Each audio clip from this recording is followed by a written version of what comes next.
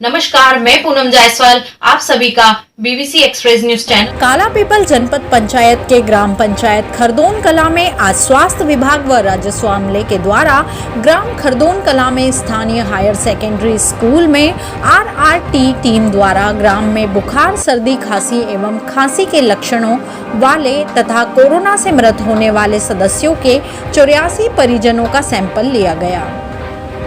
RRT की team Kalapipal सामुदायिक स्वास्थ्य केंद्र से डॉक्टर राधेश्याम पाटीदार, अनिल गोयल, राजस्व निरीक्षक दीपक चौहान, सरपंच मदन लाल भिलाला, पीसी ओपीबी अहिरवार, पंचायत सचिव तेज सिंह करनोदिया, सहायक सचिव जितेंद्र पाटीदार, हल्का पटवारी भीम सिंह परमार, कोटवार गोविंद मालवीय आदि उपस्थित रहे।